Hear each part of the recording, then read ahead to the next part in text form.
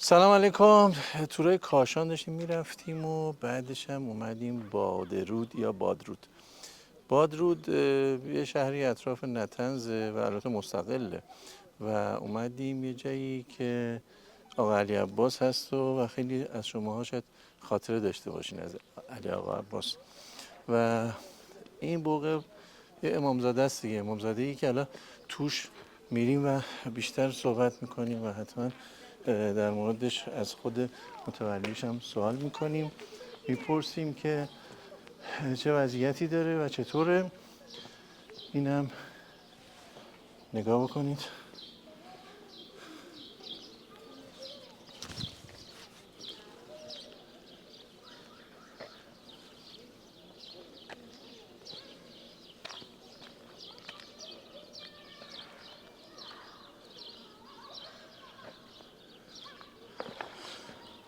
البته یه روز خلوت اومدیم، شلوغ نیست.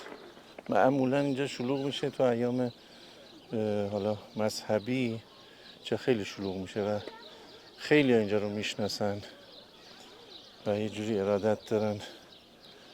و اینو بگم که اینجا بادرود شهر باد و ریگه.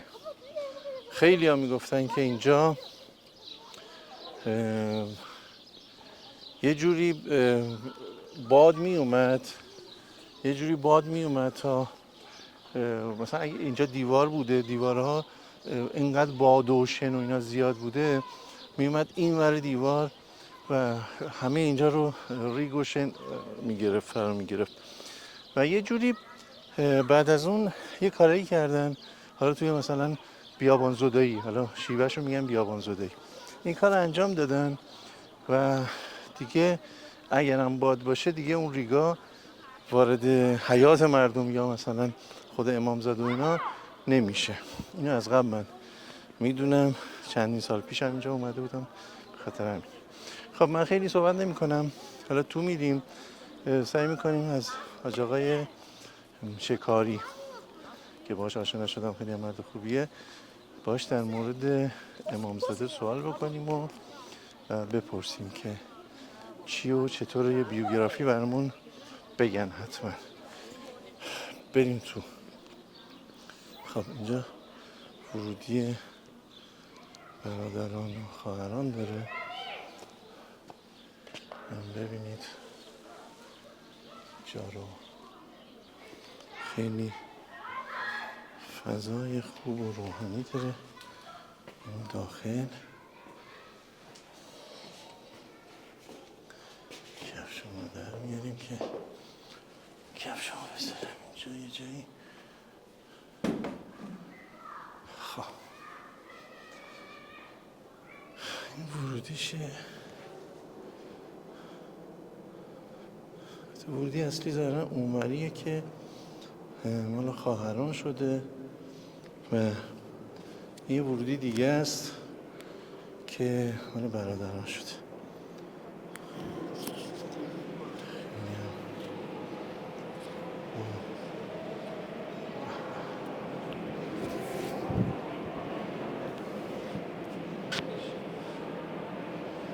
خب دارن دوتا امام زدن که حتما از آقای شکاری در موردشون صحبت میکنیم، سوال میکنیم، میپرسیم. سلام آقای شکاری.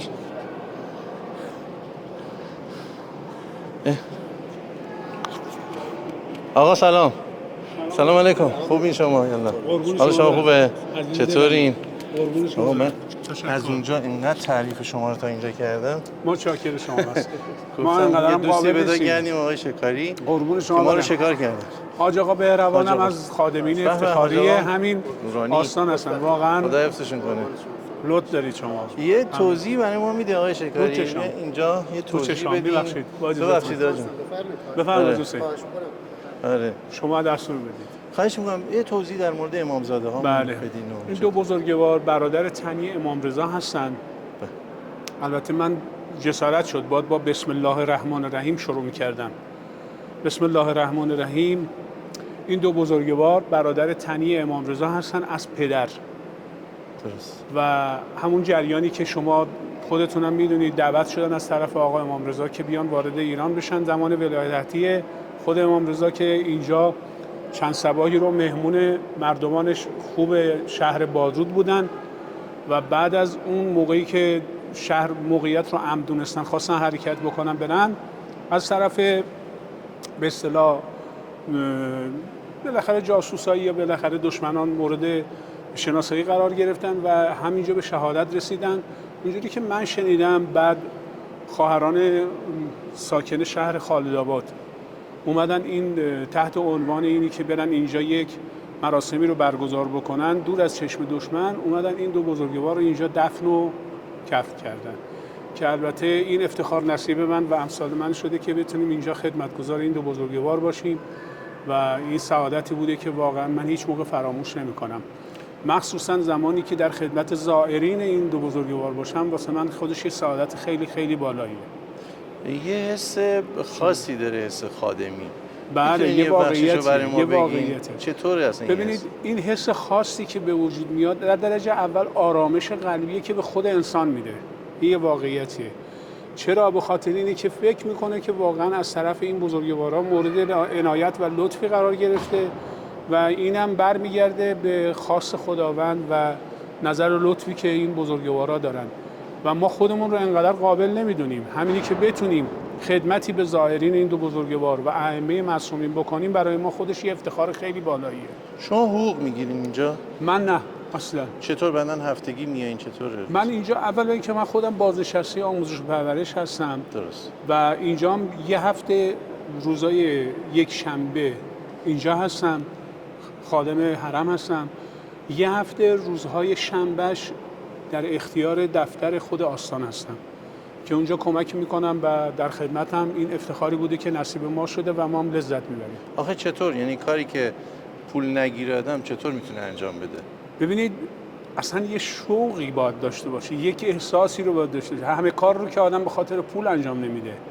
ببینید ما وقتی که اینجا هستیم این آرامشی که به ما یعنی قسمت ما میشه، اون از نظر روحی روانی واقعا یه حالتی به ما دست میده که هیچ پولی نمیتونه جایگزین اون بشه.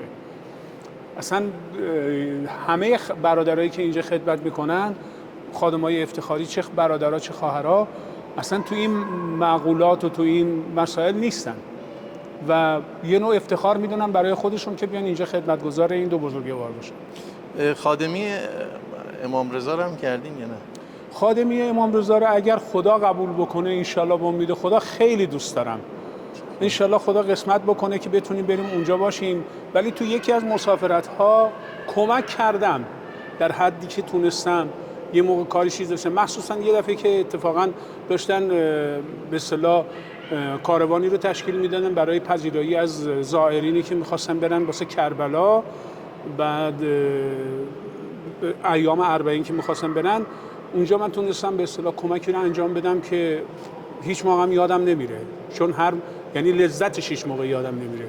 دوست دارم بیشتر از اینا بتونم در خدمتشون باشم. خیلی حس خادمی خیلی خوب. میتونیم همینجوری قدم بزنیم کنار حرم؟ خواهش میکنم، قربون شما برم. من خودم حالا تجربه من خادمی نداشتم ولی تجربه اینو داشتم که دیگران که خادم بودن حسشون میکردم، میدیدم چقدر با اخلاص این کارو میکنن. قربون شما برم. چقدر حس و شما چرا اینقدر خوش اخلاقین؟ تو خونم همینجوری؟ خدا کنه که تو خونم. ببینید یه چیزی رو من بهتون بگم، بحث خوش اخلاق بودن رو ما از مردم ایران یاد گرفتیم، کلا از دوستان، از آشنایان. بعد تو سیره ائمه بوده و هست و همینه که ما بتونیم یه کاری بکنیم، قدمی رو برداریم که زائری که میاد اینجا و از اینجا وقتی که میخواد بره یه خاطره خوبی رو داشته باشه و بتونه افراد دیگری رو معرفی بکنه، تشریف بیارن اینجا، ما بتونیم اینجا خدمتگزارشون باشیم، برای ما یک سعادتیه. اینو از صمیم قلب دارم میگم و لذت میبرم. این اخلاقی که شما دارید میگید، من که خودم نمیگم خوبه یا بده، ولی اگر خوب باشه نشأت گرفته از اون زائرینی هست که میان اینجا و خوبی رو نشون ما میدن. تا الان شده کسی بیان اینجا عصبانی بشه از دستش؟ بله. نه عصبانی از دست ما یا عصبانی از دست یا مثلا از وضعیت موجود؟ کلا عصبانی باشه. ببینید خب انسان ذائقه‌اش مزاجش طوریه که همیشه تغییر پذیره دیگه. یه وقتی می‌بینید مثلا با یا پیشینه‌ای از نظر ذهنی و اینا میاد وارد حرم میشه ناراحته، یا از جایی ناراحته، یا وقتی وارد این محیط شده اون امکاناتی که مثلا انتظار داره یا احتمال داره مثلا براش به وجود نیامده شه وارد اینجا میشه. این دیگه وظیفه ماست که بتونیم این دل ایشون رو به دست بیاریم و اگر این کارو بکنیم واقعا یه سعادتی بوده که نصیب ما شده. ما همه جور ظاهر داریم ولی در هر صورت ما خاک پای کف پای زائرین اینجا رو توتیای چشممون میکنیم و دوستشون داریم جای خواهر و برادر خودمون. خیلی خوبه این حسی که دارین. خواهش میکنم. یه چیز خصوصی تر به ما میگین تا الان؟ خب بله. اینقدر که چند سال اینجا این خادمی؟ من به طور خادمی حدوداً از فکر میکنم 7 الی 8 ساله که اینجا هستم، در خدمت این دو بزرگوار هستم. 7-8 سال اینجا این. بله. و قبلش هم مثلا به صورت جسته و گریخته هر موقع که وقت میکردم میومدم اینجا بالاخره کاری اگر به من واگذار میشد همکاری لازم رو میکردم و خیلی هم افتخار میکردم، دوست داشتم. در قبال این کاری که کردین تا الان چیزی دیدین؟ بله. میتونید به ما بگین چیزی؟ ببینید در درجه اول کرامات خیلی زیادی اینجا داشته. من آدمی رو دیدم که وقتی اومده اینجا مشکلات بسیار بسیار، مخصوصا یه جوونی بود بچه اردستان هم بود، یه جوونی بود بچه اردستان بود اتفاقا خیلی هم اومد اینجا دیدم پای گنبد و بارگاه داره، پای این ذریعه دو بزرگوار دیدم داره واقعا خیلی ناراحته، گریه میکنه. اومدم گفتم بالاخره برم تسلای دلش بشم ببینم مشکلش چیه. وقتی باهاش صحبت کردم مشکلاتشو که برا من گفت، من گفتم که شما با توجه به اینی که با خلوص نیت اومدین اینجا و این دو بزرگوار کرامات زیادی داشتن مطمئنا به نتیجه میرسید. وقتی که برگشتن و رفتن بعد از یه مدتی نمیدونم حالا 1 سال کشید یا 2 سال کشید یا 6 ماه کشید دقیقاً تو ذهنم نیست، اینجا به محض اینی که وارد شدم و منو دیدن تو یک ایام به اصطلاح فکر می‌کنم 28 ماه سفرم بود، به محض اینی که منو دیدن خودشون مشتاقانه اومدن طرف من و من واقعا خیلی خوشحال شدم وقتی دیدم که به اون نتیجه‌ای که می‌خواستن رسیدن و به اون مراد دلشون که خواستن رسیدن و خیلی هم تشکر کردن. فکر می‌کنم نظر و نظراتی هم که در نظر گرفته بودن همون موقع ادا کردن و رفتن. این یه نمونهش بوده. یه چیزی جالبی که وجود داره، جونم، میگن که قلب انسان بله بدون اینکه فکر اینو بکنه چه قراردادی با ما داره پشت سر هم داره میزنه. بله. و هیچ موقع نه مرخصی میگیره از ما، نه میگه حقوقم چنده، چی میخوای به من بدی، چی نمیخوای بدی، همینجوری پشت سر هم داره میزنه. هر وقتم یه خورده حس میکنیم نافرمانی میکنه، یه خورده تون میزنه، کن میزنه، ما یه جوری اذیت میشیم، این تمام سیستم بدنمون اذیت میشه. بله. این حسی که شما دارین حس قلبگونه است. خواهش میکنم. خیلی حس قشنگیه. قربون شما برم. و این حس تبریک میگم بهتون واقعا. لطف دارید. ما قابل نیستیم آقا. نه اصلا بحث قابل. خواهش میکنم. این که آدم برسه به یک، نه که حدی ها، اصلا شاید برسه به 0. اصلا شاید این یه مقطع 0 اصلا کاری نداریم، نه اینکه بگیم 150 اصلا نمره نمیدیم.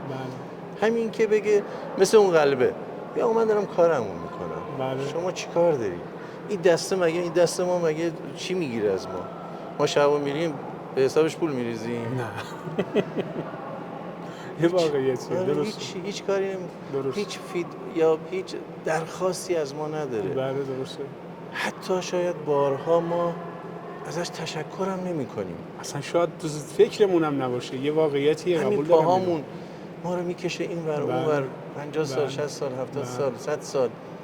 شاید اصلا کسی تا الان تا تو عمرش ازش تشکر نکرده که قربونت برم ما چقدر زحمت دادیم بهت، همش روت بودیم، همش تو ما رو کشوندیم ور اونور، مگر اینکه خیلی طرف پیر بشه نتونه راه بره میگه عجب دورانی بود جوانی. کاملا درست حرف شما. ما روایتی هم داریم در این رابطه. امام حسن مجتبی، البته میبخشید وسط فرمایش شما، امام حسن مجتبی میفرمایند که انسان از تا زمانی که اون نعمتی که در اختیارش هست شاید قدر اون نعمت رو ندونه، ولی به محض اینی که از دستش میده متوجه میشه که چه نعمتی رو از دست داده. شما مثلا من مثال میزنم براتون، الان ما به مثال 60 تومن نداشته باشیم بخوایم دکمه های پیرن یا دو کتمون رو ببندیم چقدر سخته برامون داشتن یه دونه 60 دست. این خیلی واقعا برای ما نعمت بزرگیه. خیلی هم راحت داریم از کنارش میگذریم، تو فکرش هم نیستیم، ولی یه دفعه میبینیم مثلا خیلی به دردمون میخوره.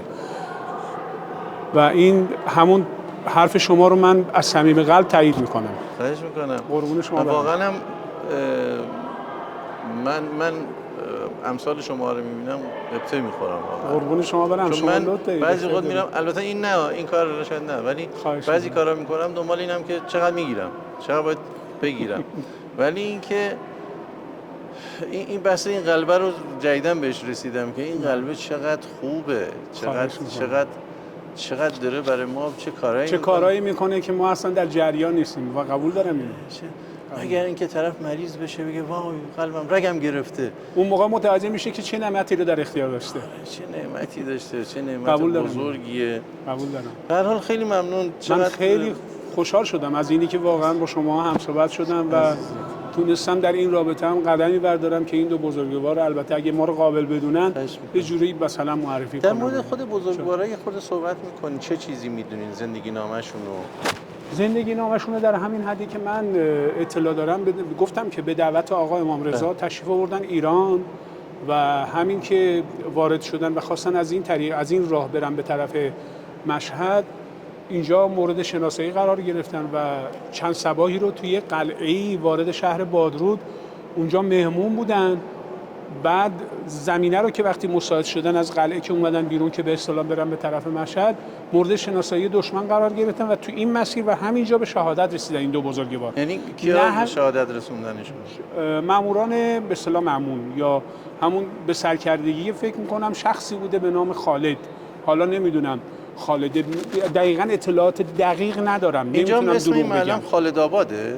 جان اسم محله چی؟ خالد آباد؟ اینجا یه شهری داریم به نام خالد آباد. مردم بسیار خونگرم و خوبی هم دارن. و واقعا یه حس خیلی خوبی بین مردم بادرود و مردم خالد آباد وجود داره که من از این حس خوب لذت میبرم. الان امامزاده در بادرود هست.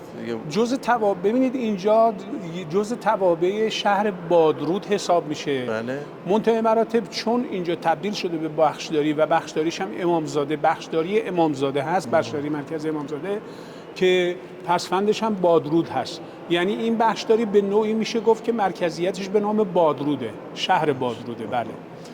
خود در مورد بادرود برامون میگیم چرا بادرود؟ شما خودتون بادرودی؟ خواهش میکنم. من اصالتا بادرودی هستم. منتهی مراتب چند سالی هم در تهران زندگی میکردم که البته خب تهران به دنیا اومدم. یک نزدیک تهران یه جایی هست به نام نعمت آباد. بله. شاید هم شما شنیده بله. باشید. ما اونجا به دنیا اومدیم و بعد از یه مدتی به قولی رو گفتنی اومدیم انتقالی گرفتیم، آموزش پرورش بودیم، انتقالی گرفتیم اومدیم وارد شهر بادرود شدیم و در رابطه با خود بادرود اینجا روایت زیادی هست. یکی از چیزایی که خیلی به اصطلاح روش مانور داده میشه و اینه که قبلا اسمش بوده بادافشان. بله.